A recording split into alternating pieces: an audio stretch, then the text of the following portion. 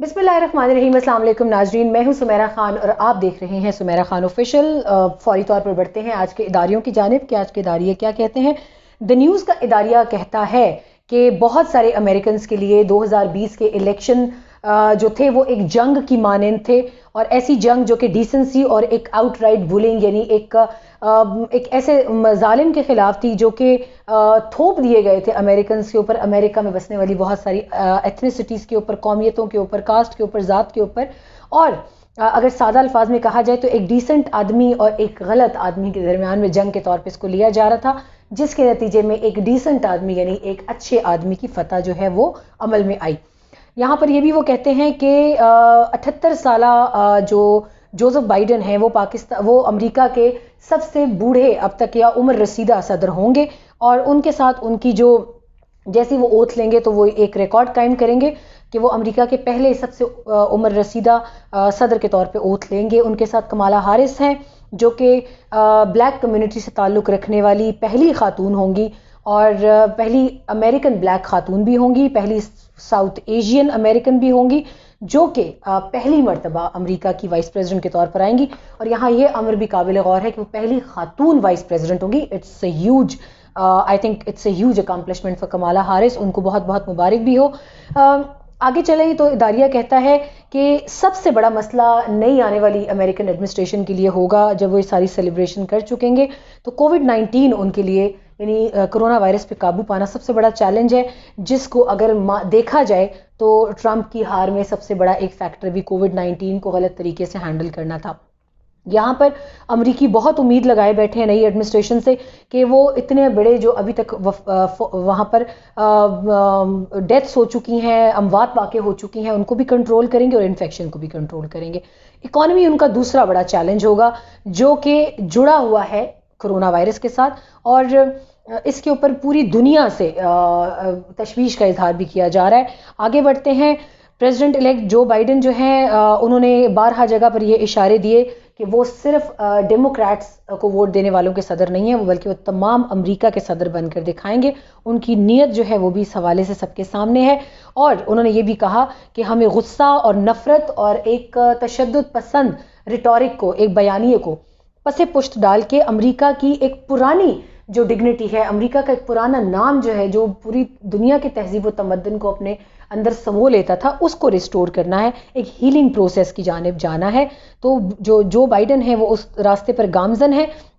यहाँ पे इदारिया ये कहता है कि अगर जो बाइडेन आयल के दोनों तरफ यानी अगर दोनों धड़ों को कामयाबी से एड्रेस कर लेते हैं, तमाम कौमियतों का ख्याल रखते हुए, तो यकीनन ये उनकी बहुत बड़ी फतह होगी। और सेनेट यहाँ पर दोबारा वो कहते हैं कि सेनेट जो है, जो कि रिपब्लिकन्स के इन्फ्लुएंस में है, उनके साथ काम करना थोड़ा इनके लिए मुश्किल साबित होगा। पाकिस्तान की जानिब आएँ तो सर बाइडेन की जानिब पाकिस्तानी देख रहे हैं बहुत उम्मीद से, हौसला और एक उम्मीद अफजा नज़रों से देख रहे हैं कि प्रेसिडेंट जो बाइडेन जो है वो पाकिस्तान की जानिब कैसी पॉलिसी लेते हैं। तो यहाँ पर ये बताते चलें कि जो बाइडेन जब वाइस प्रेसिडेंट थे ओबामा एडमिनिस्ट्रेशन में, तब वो शख्सियत हैं जिन्होंने chairman senate foreign relation committee की हैसियत से इन्होंने वो एक्ट जो है प्रोमलगेट किया था, एक्ट नाफिज किया था जिसे कहा जाता है enhanced partnership act with Pakistan 2008। उसके बनाने वाले भी ये थे, और इन्होंने वो एक्ट मंजूर भी कराया सेनेट से, और as a committee head of foreign relation committee इन्होंने वो एक बड़ा मार्का असर किया था पाकिस्तान के साथ ताल्लुकात में बेहतरी के हवाले से। तो यहाँ वो कहते हैं कि इससे ऑप्टिमिज्म को बड़ी सहूलत, जो ऑप्टिमिज्म को बड़ी तक़वियत मिल रही है पाकिस्तान में भी, कि फॉरेन पॉलिसी में पाकिस्तान के साथ एक बेहतर रास्ता नज़र आएगा। इमरान खान ने भी इस उम्मीद का इजहार किया है।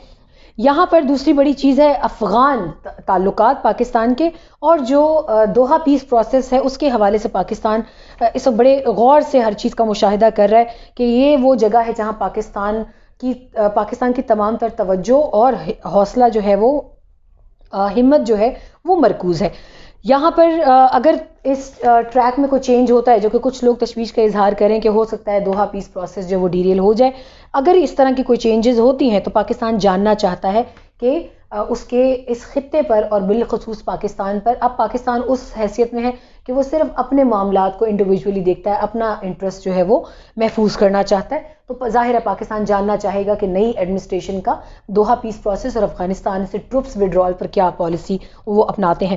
پھر انڈیا آتا ہے. ظاہر ہے جو بائیڈن کے بھارتی جتنے بھی ان کے بڑے بڑے وہ ہیں, کیا کہا جائے, بزنس ٹائکونز ہیں, ان کے ساتھ ان کے تعلقات بہت اچھے ہیں. امبانیز ہیں, ٹاٹاز ہیں, اور وہاں پر بہت ساری ایسی اور بھی چیزیں ہیں جو انڈیا میں ایک بڑی انڈیا مارکیٹ ہے, امریکہ کے بڑے انٹرسٹ کا مرکز ہے.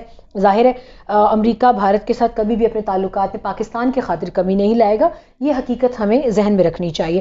مگر پاکستان کے ساتھ ان کے دو طرفہ تعلقات جو ہیں اس میں بہت بہتری آئے گی. یہاں پہ ہیومن رائٹس کی جو بات کی جائے تو جو بائیڈن جو ہے انہوں نے کشمیر کا جب معاملہ آتا ہے تو انہوں نے ہیومن رائٹس کی ایک آواز بن کر وہ آئے ہیں, اور کشمیری بھی بہت پر امید ہے کہ وہ آ کر انڈین آکوپائڈ کشمیر کے حوالے سے ایک واضح پالیسی اپنائیں گے اور انڈیا کو اس معاملے پر آن بورڈ لیں گے تاکہ وہ وہاں پر غاصبانہ تسلط اپنا ختم کر سکے. ابھی کے لیے امریکی لوگ سیلیبریٹ کر رہے ہیں, دیکھتے ہیں آگے جو بائیڈن کیا لے کر آتے ہیں. ڈینجرس کاکٹیل دا نیوز کا دوسرا آج کا ایڈیٹوریل ہے.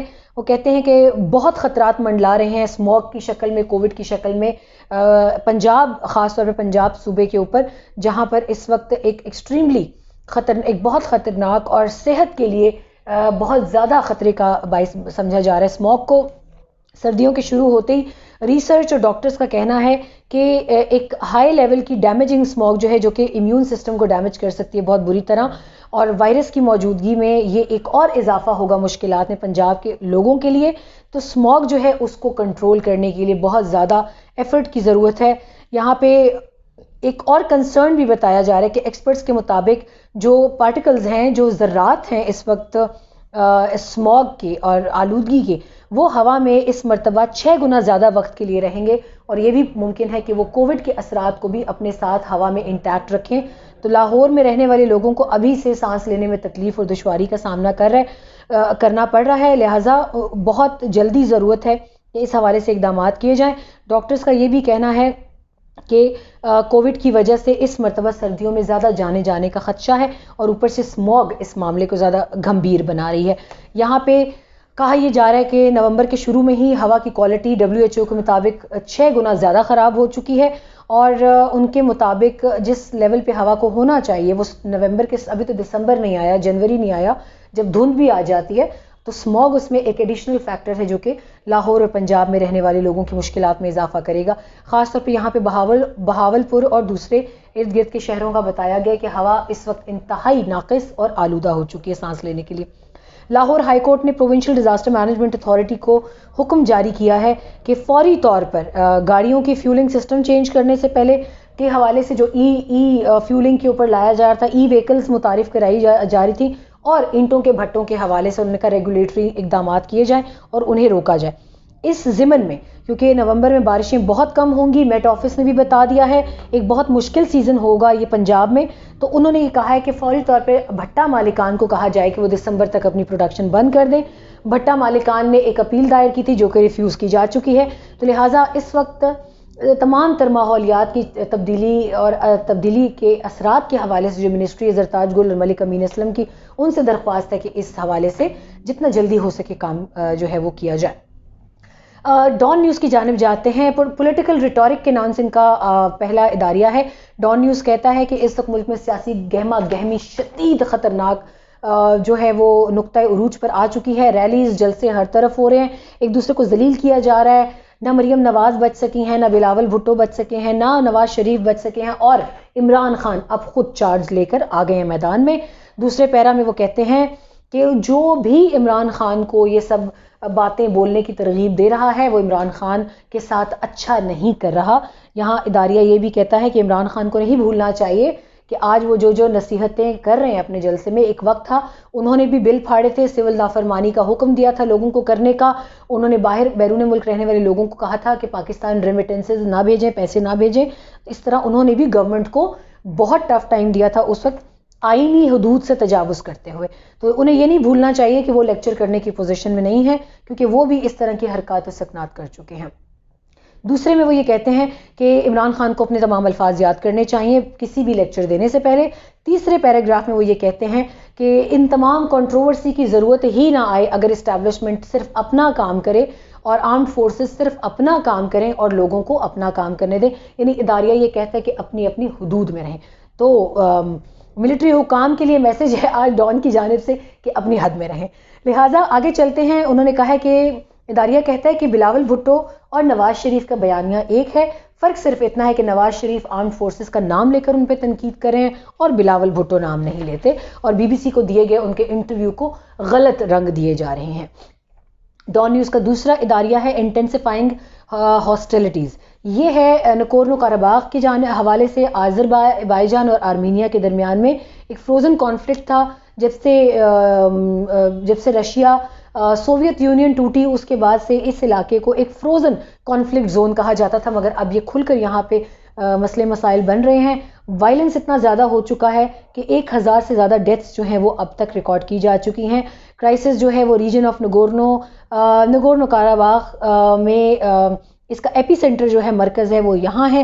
انٹرنیشنلی ریکگنائزڈ حصہ ہے آذربائیجان کا, لیکن یہاں پہ اس انکلیو میں ایتھنک آرمینین زیادہ رہتے ہیں جو کہ بارڈر کی دوسری جانب بھی ہیں, اور ان دونوں آذربائیجان اور آرمینیا کی بیک پہ سب ترکی آذربائیجان کی طرف مسلم میجورٹی کی وجہ سے, اور آرمینین سائڈ جو ہے ان کو ڈھکے چھپے روس کی حمایت حاصل ہے. گو کہ روس اس وقت ایک پیس کیپر کا رول ادا کر رہا ہے, مگر اس میں لوگوں کا یہ شکوک و شبہات اور کہنا ہے کہ ماسکو دوسری طرف وائلنس کی بھی حمایت کر رہا ہے, اس وجہ سے 1000 ڈیتھس ابھی تک ہوئی ہیں.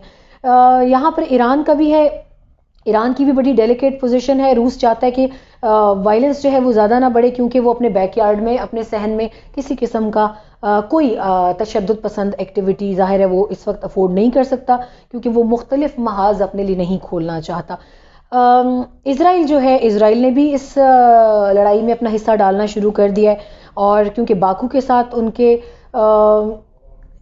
کہتے ہیں warm ties with even Israel has takes in the conflict with warm ties with Baku. تو یہ ایک بہت بڑی اب الارمنگ سچویشن بن چکی ہے, خاص طور پہ اسرائیل کی یہاں آنے سے. ادھر سے ایران بھی حصہ لے گا, پاکستان کو بھی کہا جا رہا ہے کہ اس معاملے میں آئے. تو یہ ایک انٹرنیشنل گلوبل کی پلیئرز کو مدعو کرنے والی بات ہے کہ اس ریجن کو جہنم کا حصہ بنا دیا جائے لڑائی کے ذریعے. ترکی اور رشیا کو کہا جا رہا ہے کہ اس معاملے کو فزل آؤٹ کریں. انٹرنیشنل کمیونٹی کو ریکویسٹ کی گئی ہے کہ کسی طرح سارے معاملے کو ٹھنڈا کیا جائے. ناظرین, ایکسپریس ٹریبیون کا آج ایک آرٹیکل ہے جو کہ بہت اہمیت کا حامل ہے. میں ایک پاکستانی ہوں اور کراچی سے مجھے بھی بہت محبت ہے. کراچی میں کہا یہ جاتا ہے کہ اس کراچی سرکولر ریلویز کا جو پروجیکٹ تھا وہ ایک بہت بڑا دنیا کا ایک بڑے پروجیکٹس میں سے سمجھا جاتا تھا, اور یہ 104 ٹرینز یومیہ بیسس پہ چلاتا تھا, جبکہ کیرنگ اپروکسیمیٹلی 6 ملین یعنی 60 لاکھ لوگوں سے زیادہ پیسنجرز ایک سال میں سفر کرتے تھے اس کے ذریعے, اور 104 ٹرینز روزانہ چلتی تھیں. واو, اٹس لائک امینس. اور اسٹیبلشڈ ہوا تھا یہ 1969 میں, اور کے سی آر جو تھا ایک بہت بڑی کامیابی تھی انٹل لوگ کہتے ہیں کہ 1990 میں, اور یہ 1990 وہ وقت ہے کہ جو سیاسی طور پر بھی بہت بڑی گہما گہمی کا مرکز رہا کراچی میں. نواز شریف جو تھے وہ جا رہے تھے, بے نظیر جو تھیں وہ ان کی سیاست, بے نظیر کی سیاست چمکنا شروع ہوئی تھی اس وقت پاکستان کے اندر. تو اس وقت میں کرپشن نے کے سی آر کو دیمک کی طرح چاٹ لیا. بالآخر 1999 میں اس کا آپریشن بند کرنا پڑا. بہت افسوس کی بات ہے کہ ہم ہمیشہ پی آئی اے ہو, اسٹیل ملز ہو, پاکستان ریلوے ہو, کراچی سرکولر ریلوے کا پروجیکٹ ہو, یوں آسمان پر لے کے جاتے ہیں اور پھر واپس لے کر آتے ہیں.